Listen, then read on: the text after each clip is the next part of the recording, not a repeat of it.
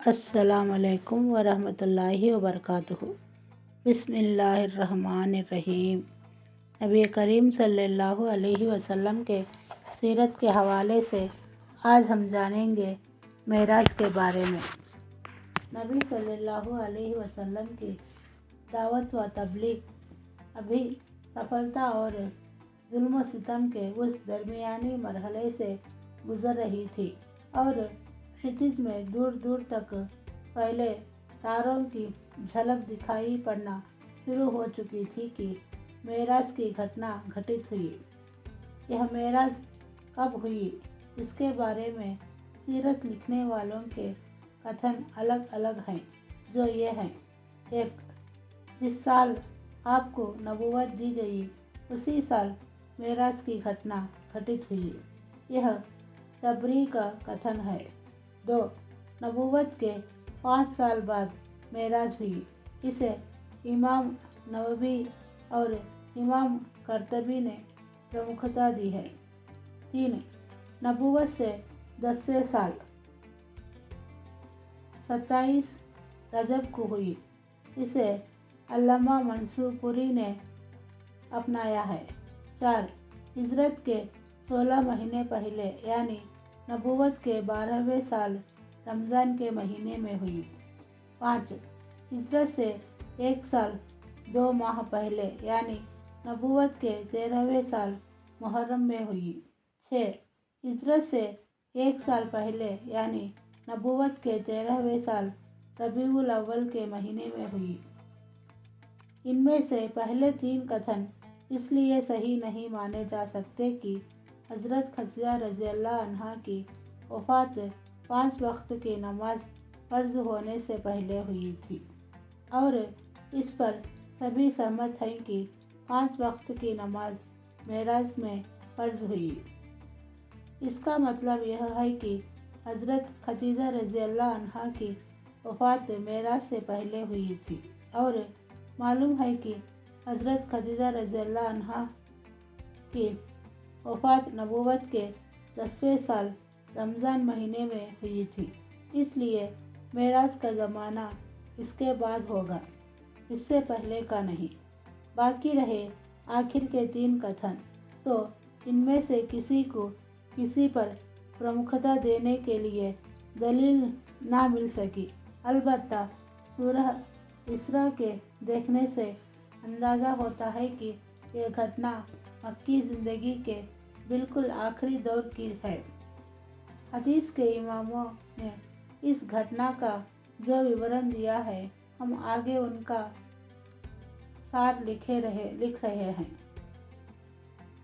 ابن قیم لکھتے ہیں کہ صحیح کتھن کے انوسار اللہ کے رسول صلی اللہ علیہ وسلم کو آپ کے مبارک جسم کے ساتھ براق پر سوار کر کے حضرت جبریل علیہ السلام کے ساتھ مسجد حرم سے بیت المقدس تک سیر کرائی گئی۔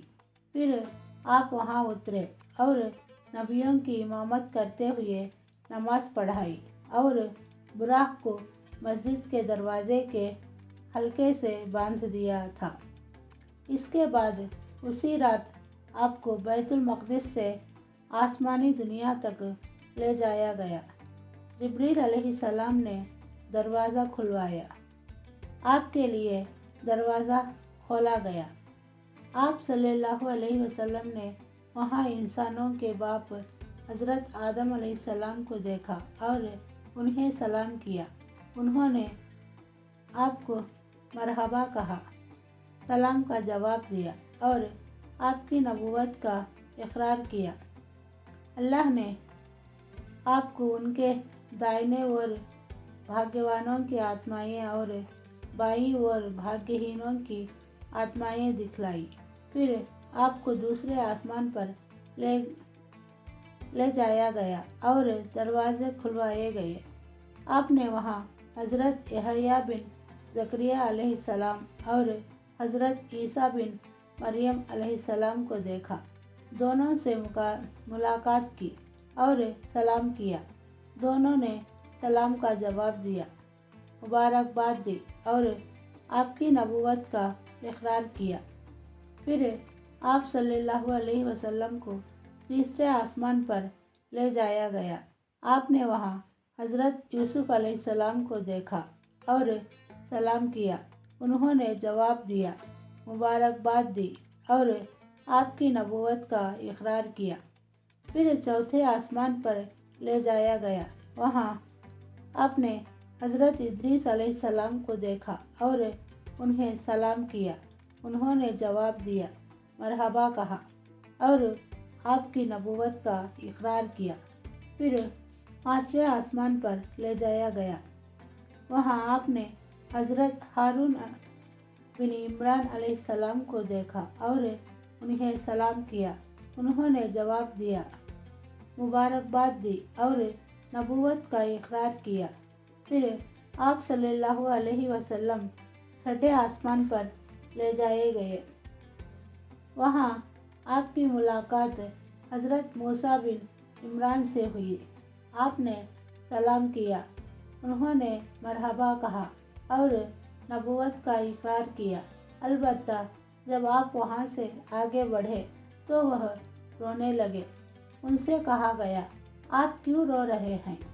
انہوں نے کہا، میں اس لیے رو رہا ہوں کہ ایک نوجوان میرے بعد پیغمبر بنا کر بھیجا گیا۔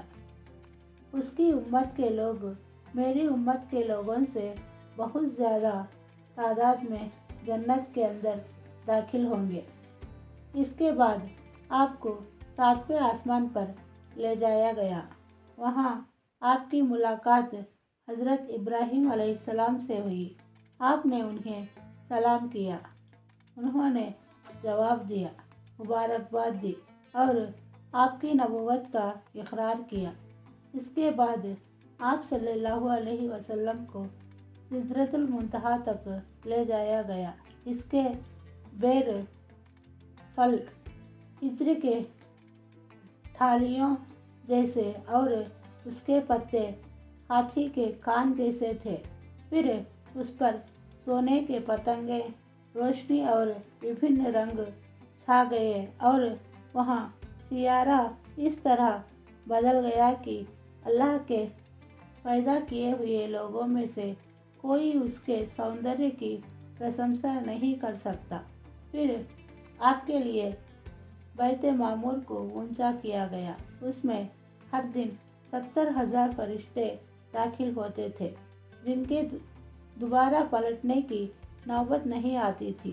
اس کے بعد آپ کو جنت میں داخل کیا گیا۔ اس میں موتی کے گنبد تھے اور اس کی مٹی مشک تھی۔ اس کے بعد آپ کو اور اوپر لے جایا گیا، یہاں تک کہ آپ ایک ایسی برابر جگہ پر ظاہر ہوئے جہاں کلموں کی گرماہٹ سنی جا رہی تھی۔ پھر آپ کے لیے بیت معمور کو ظاہر کیا گیا۔ پھر اللہ کے دربار میں پہنچایا گیا اور آپ اللہ کے اتنے قریب ہوئے کہ 2 کمانوں کے برابر یا اس سے بھی کم دوری رہ گئی۔ اس وقت اللہ نے اپنے بندے پر وحی فرمائی، جو کچھ وحی فرمائی اور 50 وقت کی نمازیں فرض کی۔ اس کے بعد آپ واپس ہوئے، یہاں تک حضرت موسیٰ علیہ السلام کے پاس سے گزرے تو انہوں نے پوچھا کہ اللہ نے آپ کو کس چیز کا حکم دیا ہے؟ آپ صلی اللہ علیہ وسلم نے فرمایا، 50 نمازوں کا۔ انہوں نے کہا، آپ کی امت اس کی طاقت نہیں رکھتی، اپنے اللہ کے پاس واپس جائیے اور اپنی امت کے لیے اس کے گھٹا دینے کی درخواست کیجیے۔ انہوں نے اشارہ کیا کہ ہاں، اگر آپ صلی اللہ علیہ وسلم چاہے۔ اس کے بعد حضرت جبریل آپ صلی اللہ علیہ وسلم کو اللہ کے حضور لے گئے اور وہ اپنی جگہ تھا۔ کچھ روایتوں میں صحیح بخاری کے شبد یہی ہیں، اس نے 10 نمازیں کم کر دی اور آپ نیچے لائے گئے۔ جب موسیٰ علیہ السلام کے پاس سے گزر ہوا تو انہوں نے खबर दी। उन्होंने कहा, आप अपने रब के पास वापस जाइए और कमी के लिए फिर कहिए। इस तरह हज़रत मूसा अलैहिस्सलाम और अल्लाह के बीच आपका आना जाना बराबर चलता रहा, यहाँ तक कि अल्लाह ने सिर्फ 5 नमाजें बाकी रखी। इसके बाद भी मूसा अलैहिस्सलाम ने आपको वापसी और कम करने की तलब का मशवरा दिया, मगर आप सल्लल्लाहु अलैहि वसल्लम ने फरमाया, अब मुझे अपने रब से शर्म महसूस हो रही है, मैं इसी पर राज़ी हूँ और इसे मान लेता हूँ। फिर जब आप कुछ दूर और चले तो आवाज़ आई कि मैंने अपना फ़र्ज़ लागू कर दिया और अपने बंदों से कमी कर दी। इसके बाद इब्ने क़ियाम ने इस बारे में मतभेद का उल्लेख किया है कि नबी सल्लल्लाहु अलैहि वसल्लम ने अपने रब को देखा या नहीं। फिर इमाम इब्ने तैमिया के एक शोध का उल्लेख किया है, जिसका सार यह है कि आँख से देखने का सिरे से कोई सबूत नहीं और न कोई सहाबी इसके कायल हैं, और इब्ने अब्बास से साफ देखने और दिल के देखने के जो कथन कहे जाते हैं, उनमें से पहला दूसरे के खिलाफ नहीं। इसके बाद इमाम इब्ने क़ियाम लिखते हैं कि सूरह नज्म में अल्लाह का जो यह कथन है, फिर वह नज़दीक आया और ज़्यादा करीब हो गया, तो यह उस करीब होने के अलावा है जो मेराज में हासिल हुआ था, क्योंकि सूरह नज्म में जिस करीब होने का उल्लेख है, उससे मुराद हज़रत जिब्रील अलैहिस्सलाम का करीब होना है, जैसा कि हज़रत आयशा रज़ियल्लाहु अन्हा और इब्ने मसूद रज़ियल्लाहु अन्हु ने फरमाया है, और सब पर नज़र रखने से यही सही बात भी मालूम होती है। इसके खिलाफ मेराज की हदीस में जिस करीब होने का उल्लेख है, उसके बारे में स्पष्ट है कि यह अल्लाह से करीब होना है, और सूरह नज्म में सिरे से इसको छेड़ा ही नहीं गया है, बल्कि इसमें यह कहा गया है कि आपने इन्हें दूसरी बार सिदरतुल मुंतहा के पास देखा और यह हज़रत जिब्रील थे।